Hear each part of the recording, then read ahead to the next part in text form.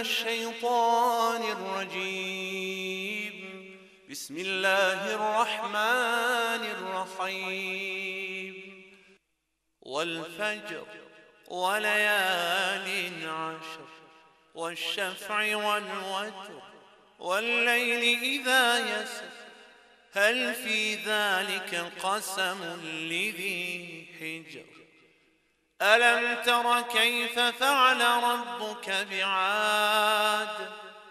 إرم ذات العماد التي لم يخلق مثلها في البلاد وثمود الذين جابوا الصخر بالواد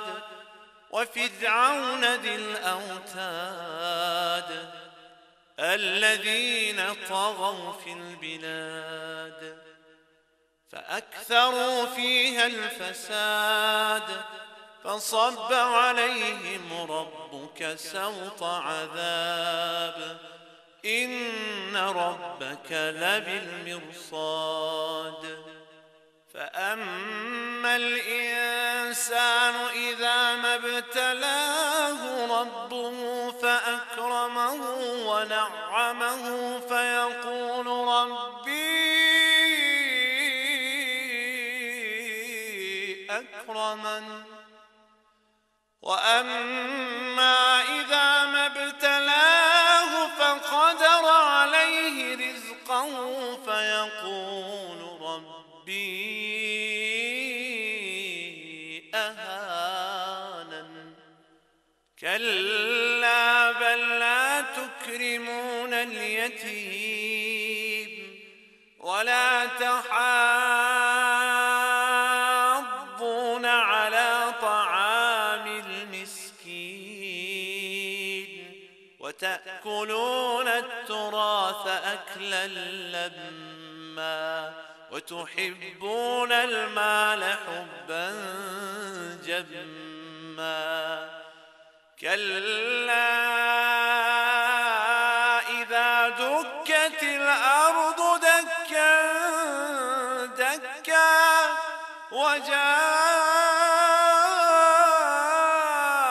ربك والملك صفا صفا وجيء يومئذ بجهنم يومئذ يتذكر الإنسان وأنى له الذكرى